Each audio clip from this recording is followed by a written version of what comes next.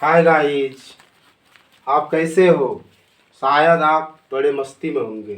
Guys, आपका दोस्त हेमंत कुमार झा अपने चैनल पर आपका बहुत बहुत स्वागत करता है। गाइस, मेरा आज का टॉपिक बहुत इम्पोर्टेंट मैथ का सवाल है गाइस, और यह परीक्षा के दृष्टिकोण से काफ़ी उपयोगी है। यह जैक बोर्ड से रिलेटेड स्टूडेंट के लिए काफ़ी इम्पोर्टेंट है गाइस।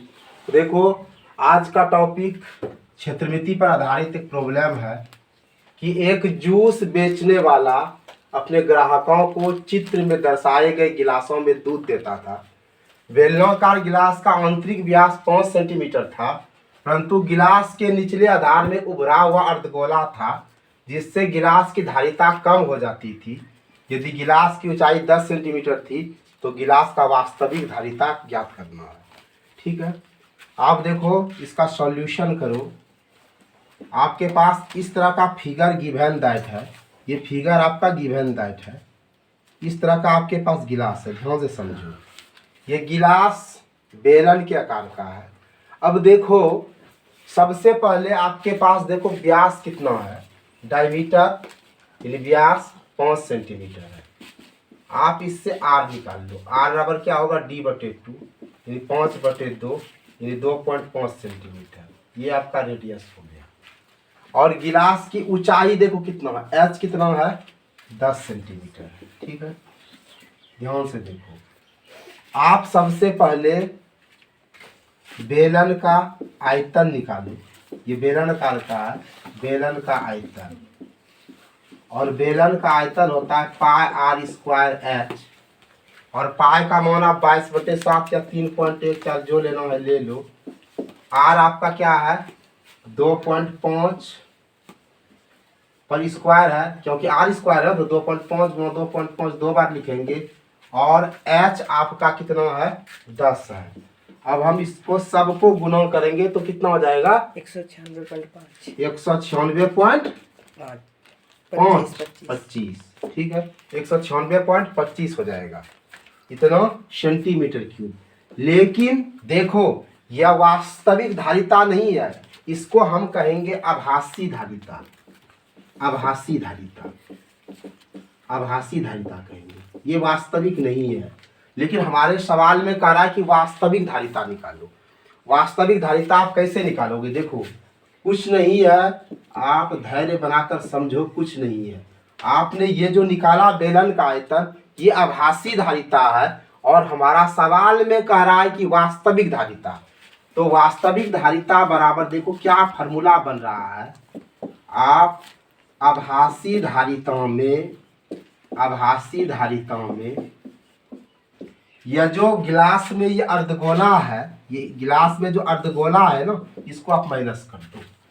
माइनस अर्धगोला का आयतन, अर्धगोला का आयतन। ठीक है, आप यूं कहो कि पूरा जो ये बेलन का शेप है ना, इसमें ये अर्धगोला को आप माइनस कर दो, जो होगा वही आपका वास्तविक धारिता है। तो अब आप अर्धगोला का आयतन निकालोगे। अर्धगोला का आयतन, अर्धगोला का आयतन आप निकाल लो, और अर्धगोला का आयतन होता है 2/3 πr³। अब देखो 2/3, इसका मान 3.14 रखो या 22/7 रखो। आपका आर क्या है, 2.5 गुना 2.5 गुना 2.5। ये सबको गुना करके 3 से भाग दोगे, कितना आएगा, 32.71। ठीक है, ये सेंटीमीटर क्यूब हो गया।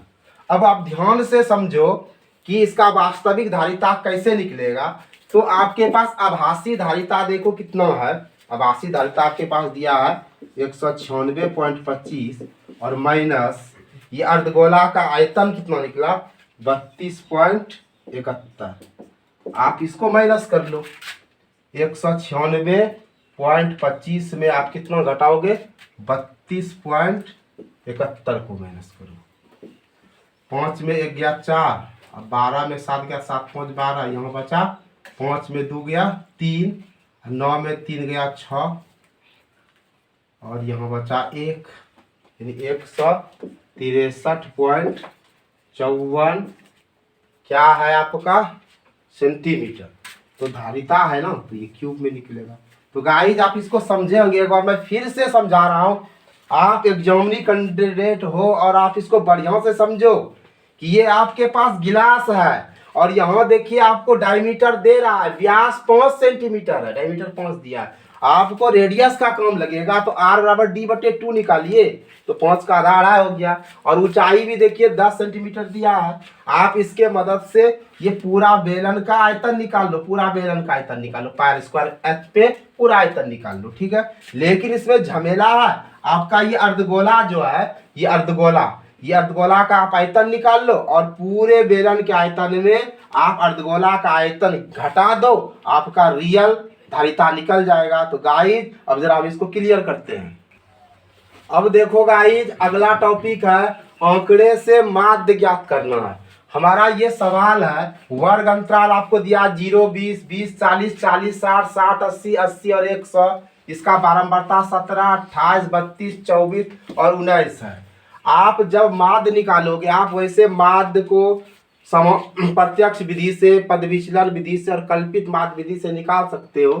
तो अगर सिर्फ माध्य कहेगा तो आप सिंपल से बनाओ। अब देखो यहाँ वर्ग अंतराल दिया है, यहाँ 0, 20 का 17 है बारंबारता, 20, 40 का 28 है, 40, 60 का 32 है, 60, 80 का 24 और 80 और 100 का 19 है। अब आप वर्ग चिन्ह निकालो। आप बारंबारता को एफ आई से भी कह सकते हो और वर्ग चिन्ह को एक्स आई। वर्ग चिन्ह कैसे निकालोगे? देखो, जैसे आपका 0 से 20 है ये वर्ग अंतराल, तो इसको जोड़ दो, 0 और 20 को जोड़ दो और 2 से भाग लगाओ, तो 20 और 0 क्या हुआ? 20, 20 को 2 से भाग दो, 2 ढंग 20, 10 हुआ। उसी तरह देखो 40 और 20 को जोड़ोगे 60 और 60 को 2 से भाग दोगे 30 होगा। 60, 40, 100 होगा, इसको 2 से भाग दो 50 होगा। 80 और 60 को जोड़ लो, फिर 2 से भाग लगाओ। 100 और 80 को जोड़कर 2 से भाग लगाओ। अब देखो एफ आई गुना एक्स आई का टेबल बना लो। अब देखो ये 17 गुना 10 की 170 हुआ। 28 गुना 30 करोगे इतना आएगा। 32 गुना 50 करोगे 1600 आएगा। 24 गुना 70 करोगे 1680 आएगा। 19 गुना 90 करो 1710 होगा। अब एफ गुना एक्स आई को जोड़ लीजिए और एफ आई को भी जोड़ लीजिए। अब देखिए माध्य का सिंबल एक्स बार होता है और ये बराबर फार्मूला होता है guys, sigma F I X I बटे सिग्मा एफ आई, ठीक है।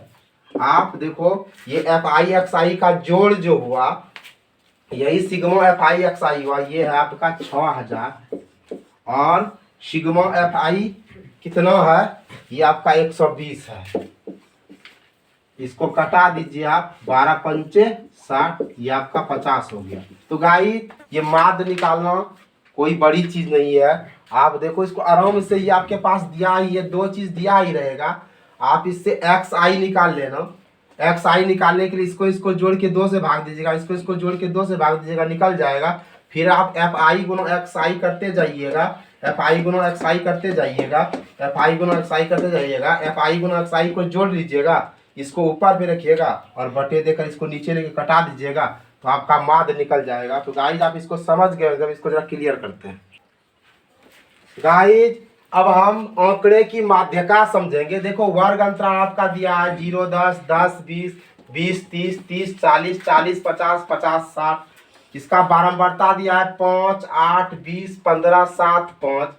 जब आप माध्यका निकालोगे आपको एक एक्स्ट्रा काम करना पड़ेगा और संचयी बारंबारता का टेबल बनाना पड़ेगा। तो देखो संचयी बारंबारता हम लोग कैसे निकालते हैं। देखो ये 5 है तो यहाँ 5 लिख दिए। अब ये 8 और 5 को जोड़ो, 8, 5, 13। फिर देखो 13 और 20 को जोड़ो, 33 हुआ। 33 और 15 को जोड़ो, 48 हुआ। 48 और 7 को जोड़ो, 55 हुआ। 55 और 5 को जोड़ो, 60 हुआ। अब देखो बारंबारता को जोड़ोगे 5, 8, 20, 15, 7, 5 तो 60 होगा। ये अंतिम वाला और ये अगर मिल जाएगा तो आप सोचिए कि संचयी बारंबारता आपका सही हो रहा है। तो गाइस जब हम माध्यका कैसे निकालेंगे, माध्यका का सूत्र होता है n जोड़ n बटे 2 माइनस सी एफ बटे एफ गुना एच। माध्यका निकालने में सबसे पहले आप n बटे 2 निकालो। देखो n आपका 60 है तो 60 का आधा करो तो 30 हुआ।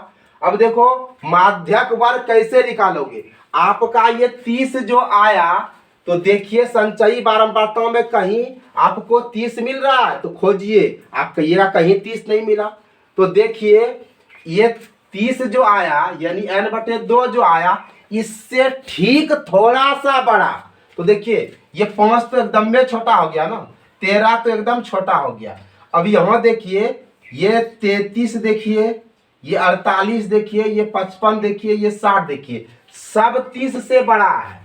तो 30 से ठीक थोड़ा सा बड़ा, ठीक थोड़ा सा बड़ा कौन हो रहा है? देखिए ये 33 भाई साहब, देखो हम इसको पूरा गोल कर रहे हैं। बड़ा तो 48 भी है, बड़ा तो 55 भी है, बड़ा तो 60 भी है, ठीक थोड़ा बड़ा, ठीक थोड़ा बड़ा 33 है भाई। अब देखो तो ठीक थोड़ा बड़ा कौन है? 33। और इसके सीधा में देखो कौन है? ये 20-30 है ना, ये 20-30। तो माध्यक वर्ग 20-30 हो गया। तो गाइज आप समझे कि यह n/2 जो आया यहाँ हमारा 30 आया और 30 से ठीक थोड़ा सा बड़ा 33 है और इसका वर्ग अंतराल 20-30 है, यही आपका माध्यक वर्ग हुआ।